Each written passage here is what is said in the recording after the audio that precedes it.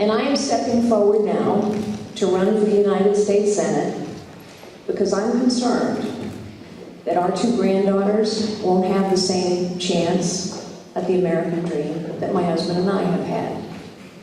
I'm running for the U.S. Senate because the work of the U.S. Senate impacts every family and every business in America. Now, it is true that I have never run for public office before. But I believe our founding fathers intended ours to be a citizen government. I think that is what by, for, and of the people means.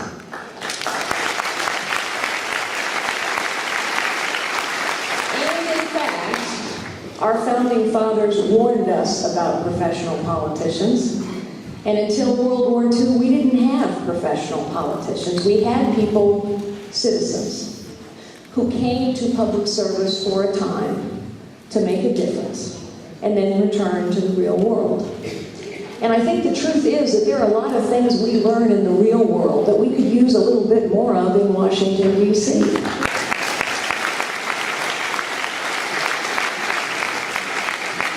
Things like common sense. Things like actions speak louder than words. Things like every dollar counts, and by the way, it's not your money, it's our money.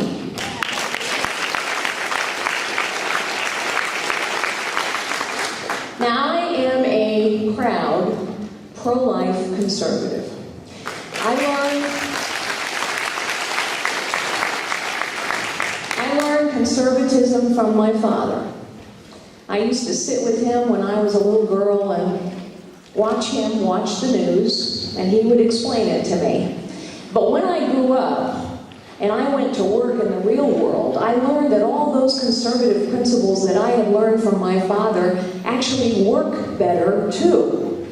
It works better when people get to spend their own money and make their own choices instead of having somebody else spend their money and make their choices for them. You can applaud, it's okay. I am very proud and privileged to have received the endorsement of many conservative organizations and figures. I've received the endorsement of Sarah Palin, of Rick Santorum, of Dennis Prager, of Hugh Hewitt. I've received the endorsement of the National Right to Life Council, the California Pro-Life Council, the Susan B. Anthony Group. In fact, I've received the endorsement from literally hundreds of people, local officials, national figures, organizations, from the California Farm Bureau to the Hispanic 100. And all of those people believe, like I do, like I think you do, that enough already with professional politicians. Let us use the conservative principles that we know from the real world work best. Let us use those principles to push our government back, to make it listen and make it work.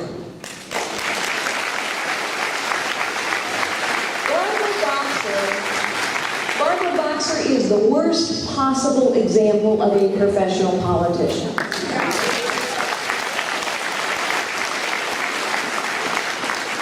Barbara Boxer has been in Washington, D.C. for 28 years.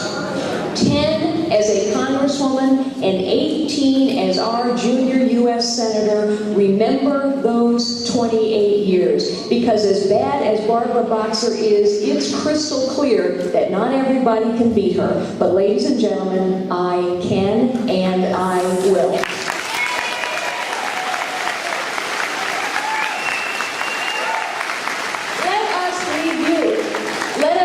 What has happened to our country and to our government since Barbara Boxer went to Washington 28 years ago. 28 years ago, our debt was $1 trillion. Today, it is $13 trillion. It is climbing to $20 trillion by the year 2020, and that's before the health care reform bill. The unemployment rate in California today is 13%. We have 8 counties suffering with unemployment rates above 20%. We have 25 counties struggling with unemployment above 15%. And while Californians struggle in distress, Federal government employees are growing at 14.5% a year for each of the next 3 years. No, you boo. You don't applaud. You boo. You know what? I think Barbara Boxer actually thinks that a federal government job is the same as a private sector job. It must be, because how else could she have so enthusiastically supported the stimulus bill, the $800 billion stimulus bill, promised us that it would keep unemployment below 8%, and now that she is running for re-election, believe it or not, she stands up on the day she announces her candidacy for re-election and says she is here to fight for every job. Who are we kidding?